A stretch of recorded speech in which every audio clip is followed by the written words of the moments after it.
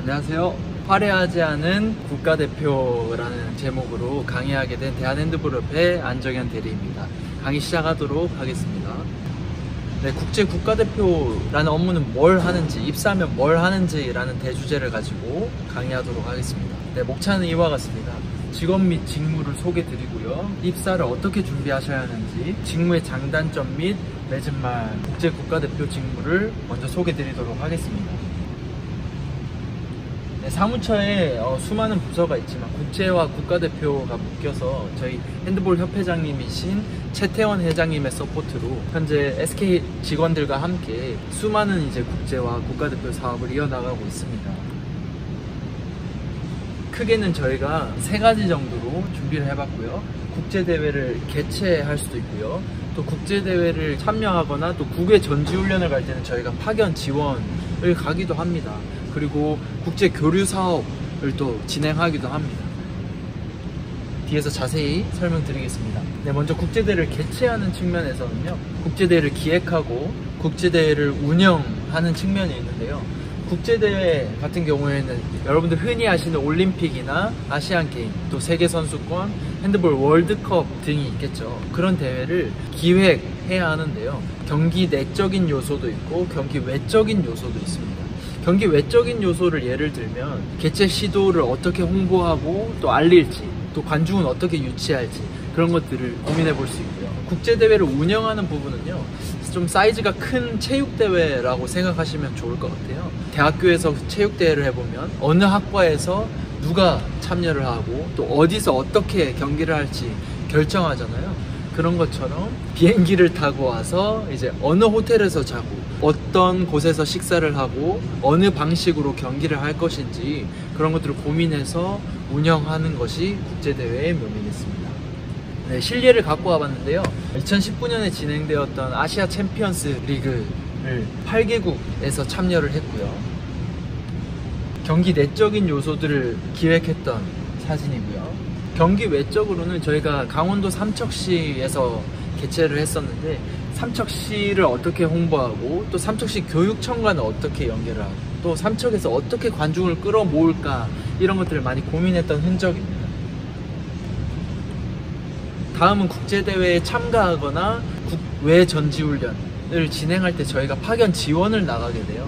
국가대표와 함께 움직이는 거죠.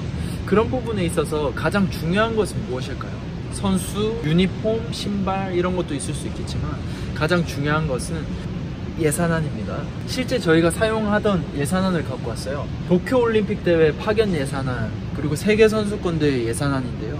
이 예산안을 작성하는 데는 한정된 예산 속에 대회를 운영해야 하는 것도 있지만 항공료, 숙박비, 차량 임차, 식비 등 수많은 항목을 통해서 저희가 A부터 Z까지 선수, 지도자들이 대회에만 집중할 수 있게끔 수많은 요소들을 준비해줘야 하는데, 하나하나 체크하면서 빠짐없이 준비할 수 있도록 예산안을 작성하는 것이 저희 업무의 또 가장 중요한 부분이 아닐까 생각합니다. 여러분들이 꿈꾸시는, 또 그리고 계신 부분이 아닐까 생각합니다. 어떤 대회에서 이렇게 믹스존에서 인터뷰를 할 때 옆에서 통역을 함께 할 수도 있고요. 이 사진은 최근에 이제 국제대회 제가 테크니컬 미팅에서 찍혔던 사진인데요. 가서 회의를 거치면서 경기 일정을 결정하기도 하고 유니폼 색상을 결정하기도 하고, 일종의 회의라고 보시면 되겠죠. 그리고 선수들의 유니폼을 챙기는 것 또한 저희의 몫입니다. 저희 직무 중에 3번째, 스포츠를 통한 국제 교류나 국제 사업을 진행하는 것인데요. 국제기구와 소통하고 또 국제 회의를 하는 것이 있을 수 있겠죠.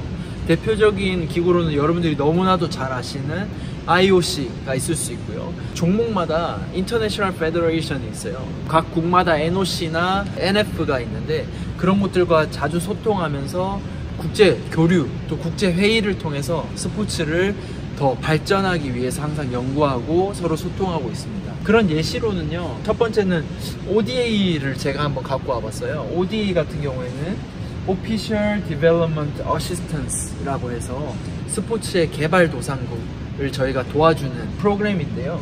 되게 좋은 국제 협력 교류 프로그램이라고 생각해서 스포츠 동반자라는 이름으로 시행이 되고 있는데, 저희가 태국이나 베트남 등 재정 상태가 어렵거나 환경이 좋지 않은 국가에 물품을 지원한다거나 또 저희 기금을 통해서 지도자를 파견해 준다거나 그런 사업을 진행하고 있고, 세 번째는 IOC Solidarity라는 연대 기금인데요. 올림픽 연대 기금 같은 경우에는 올림픽 가치의 확산이라는 목적을 가지고 IOC와 협력하여서 진행하는 사업인데, 스포츠 의학, 도핑 방지, 그리고 부상 방지 등이 있을 수 있겠고, 요즘 ESG가 유행이죠. ESG, 또 스포츠와 여성, 스포츠의 여성 인권, 생활체육, 국제올림픽 아카데미 등의 가치가 확산되기 위해서 저희가 IOC와 협력하고 있습니다. 네, 그러면 이런 입사를 어떻게 준비할 것인가에 대한 이슈를 제가 좀 설명드려 볼게요. 가장 먼저 주의해야 할 점은 이 빨간색 원에 100%라고 적혀 있는데요. 절대 입사를 준비할 때 완벽한 사람은 없다라는 사실을 꼭 기억해야겠습니다. 이 원을 통해서요, 저는 100%를 만들지 않았어요. 제가 중요하게 여기는 것은 대외 활동이나 봉사 활동 등의 경험치를 쌓는 것인데요. 간접적으로 이 직업을 체험해보면서 62% 정도의 중요도를 가지고 여러분들이 시행할 수 있을 것 같고요. 그리고 흔히 말하는 스펙이죠. 학점, 전공 지식, 그리고 자격증 등은 33% 정도의 중요도를 저는 주었습니다. 여기 보시면 스포츠 마케팅도 있고, 토익 점수도 있고, KBS 한국어 능력 시험도 있고, 한국 실용 글쓰기도 있습니다. 자격증 있으면 좋지만 너무 목숨 걸진 말자. 전공 지식 같은 경우에는 스포츠에 대한 관심과 종목에 대한 이해도가 전 중요하다고 생각해요. 왜냐하면 제가 면접을 봤을 때는 실무 면접 때 올해 다가오는 핸드볼 코리아 리그에서 누가 우승을 하거나 어떤 판세, 추이에 대한 질문이 있었고요. 핸드볼이 몇 명에서 하는지 그런 종목에 대한 질문을 물어보는 경우도 있었습니다. 꿀팁입니다. 그리고 토익이나 토플, 탭스 등의 영어 점수에 관련해서 너무 만점에 집착하지 않고 메일이나 레터 등을 보내는 데 있어서 실무 역량을 확보하는 게 더 중요하다고 생각해요. 하지만 너무 영어에만 집착해서는 안 되겠습니다. 집착해서는 안 된 이유는 한국어도 사실 잘해야 돼요. 왜냐하면 모든 업무는 문서로 소통하기 때문입니다. 저희는 공문으로 많은 소통을 하는데요. 공문을 할 때 또 격식 있게 잘 적어야 하기 때문에 공문을 기한하는 법들을 가르쳐주는 이런 자격증도 저는 참 중요하다고 생각해요. 하지만 저는 자격증에 너무 집착하기보다 우리만의 스토리를 만들 수 있는 꼭 경험을 하라고 말씀드리고 싶습니다. 이 첫 번째 사진들은요, 제가 평창 동계올림픽과 패럴림픽에서 슬로베니아 팀의 통역과 팀을 지원했던, 팀을 운영했던 사진인데요. 국방부 장관 출신이었던 팀의 단장과 함께 소통하면서 팀을 어떻게 운영해야 하는지 그런 것들을 많이 배웠습니다. 그리고 두 번째는요, 네이버 뉴스를 제가 갖고 왔는데요. 글 안정현 기자라고 쓰여 있습니다. 제가 대학교 때 객원 기자로서 상보 기사를 썼던 경험이 입사를 하는데 참 많은 도움이 됐던 것 같아서 이런 활동을 하시면 어떨까 추천드려봅니다.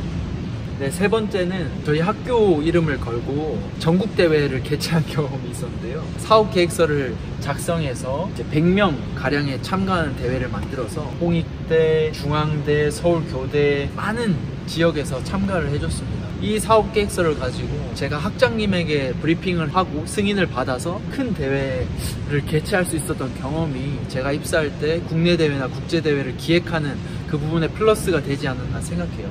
그래서 여러분들이 너무 조급해하지 마시고 여러분들이 하는 하나하나의 경험이 하나도 헛되지 않다는 사실을 꼭 기억하셨으면 좋겠습니다. 네, 맺은 말입니다. 네, 저희 직무를 하다 보면 국제 국가대표이기 때문에 세계를 돌아다니는 것은 지극히 정상적인 거겠죠. 그리고 옷에 적혀있는 이 코리아를 보면 국가대표의 일원이 된다는 것은 정말 영광스러운 일이 아닐 수 없습니다. 그렇지만 21년에 두 달치 전기세가 1970원 나왔다는 건 집에 잘 못 들어간다는 거죠. 출장이 참 많습니다. 그렇기 때문에 자연스럽게 여자친구도 농담 같지만 출장이 긴 것은 상당히 부담스러울 수 있기 때문에 이런 부분도 꼭 고려하셔야 되지 않을까 싶습니다.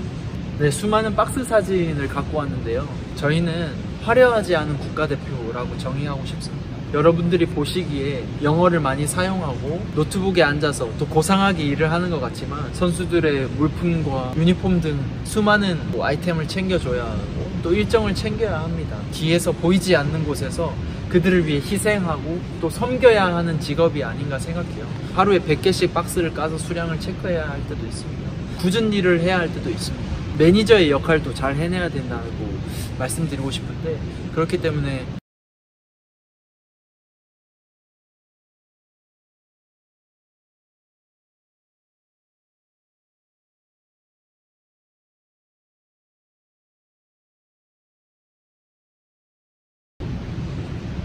감사합니다. 이상으로 마치겠습니다.